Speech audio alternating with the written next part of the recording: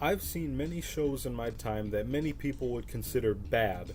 There are times when I disagree with people on that statement. Sometimes I end up enjoying a show that other people dislike and vice versa. That's fine.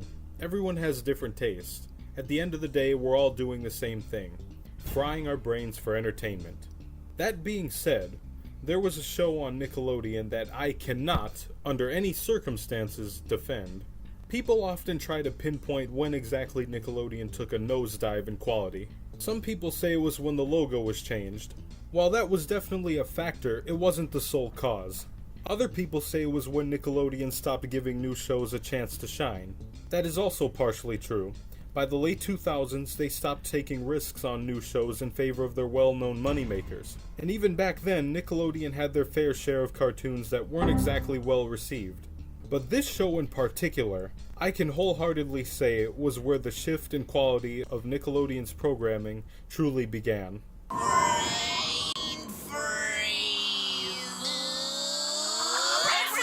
That show was Fanboy and Chum Chum.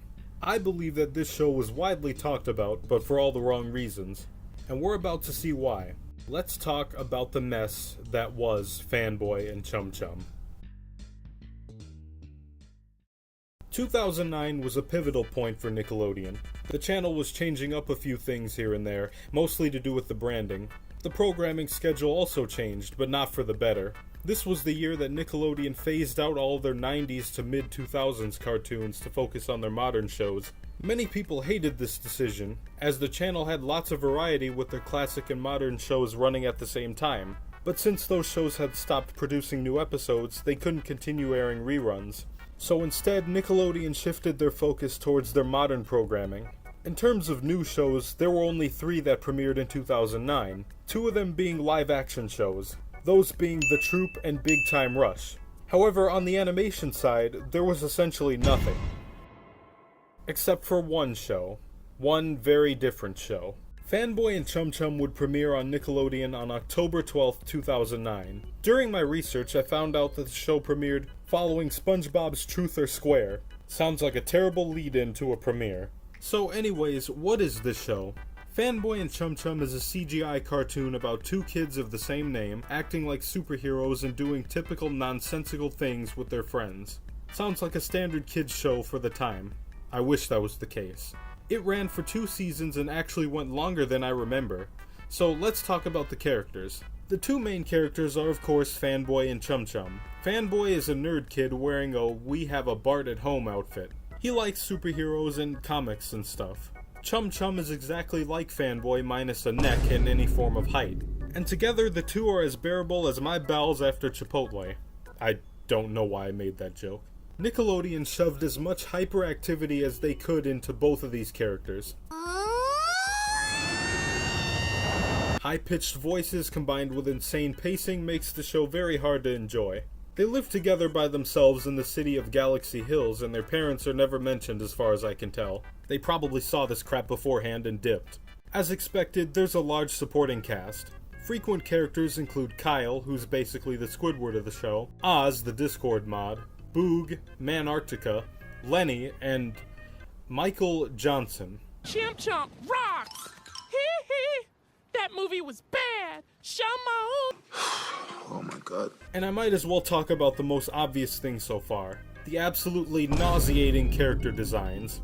Fanboy and Chum Chum's designs are probably the least hard to look at. They're the only 2 characters that I can at least look at for more than 5 seconds. Every other character, however... It looks like they tried to give their characters those bizarre shapes for body types you'd see in most Canadian cartoons. Except there's a reason it worked in those shows. Those shows are in 2D. It doesn't exactly work in 3D animation. And the animation style itself is one that I can't really describe. For years I've just been calling it the Fanboy and Chum Chum style. It's on par with those cheaply made Netflix original cartoons that no one talks about. It's just kinda there. The designs for the environment itself are at least passable. The locations definitely do stand out visually. It looks like they actually took their time creating the landscapes. Though I hate scenes like this, where there's literally nothing in the background but that one tree. This isn't something exclusive to this show. I've seen this in other cartoons where the background is just grass and sky. Just a minor nitpick.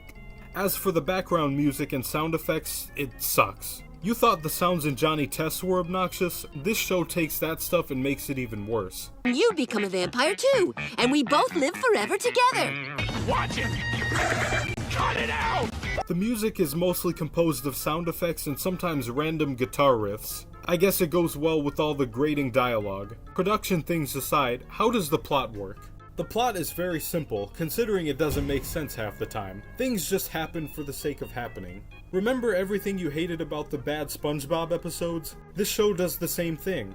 If an episode includes Kyle or Lenny, most of it is spent on Fanboy and Chum Chum just annoying them to death. I know Kyle isn't a perfect character, but it still doesn't make the main characters look any better.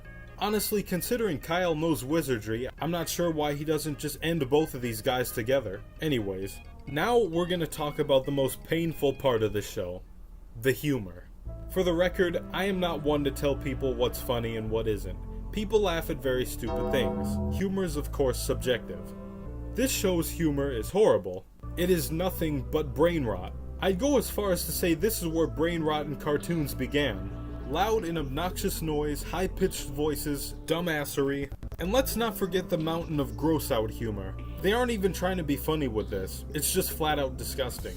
I don't even like looking at this stuff. There's no joke or punchline, it's just toilet humor. Gross out, butts, farting, borderline foot fetish scenes. I guess that comes with it being a Nickelodeon show after all. It's like that order of fries you automatically get with your burger. You don't want it, but what else can you do? The episode I wanted to highlight in particular is called Fanboy Stinks.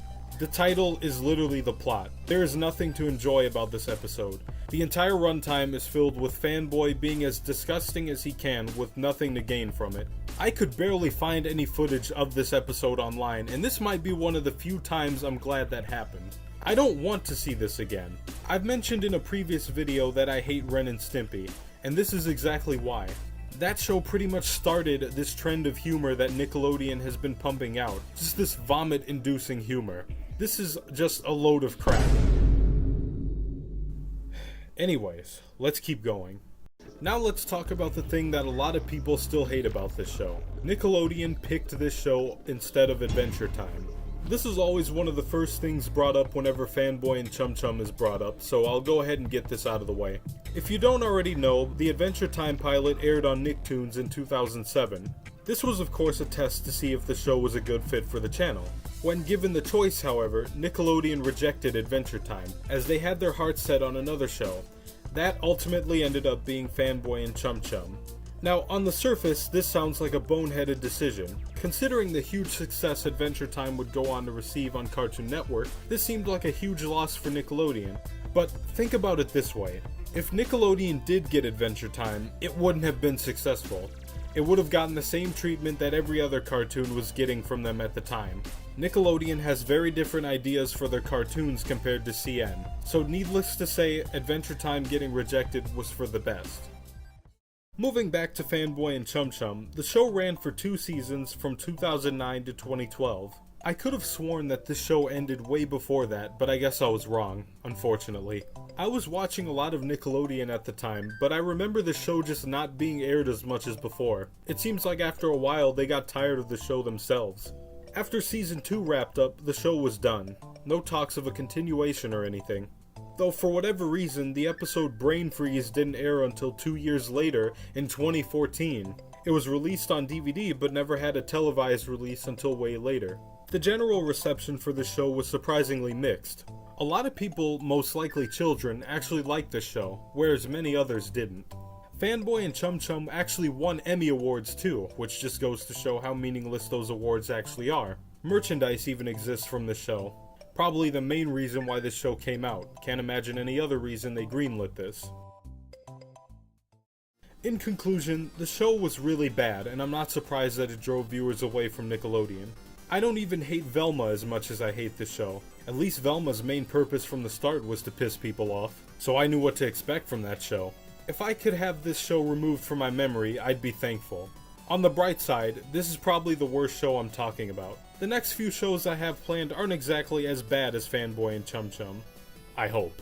But with all that being said, I fully believe that Fanboy and Chum Chum was the show that shifted Nickelodeon into a different direction that they never recovered from. Truly the start of the dark times. Thanks for watching this video. As always, leave a like and hit that subscribe button for more content like this. Stay tuned for more.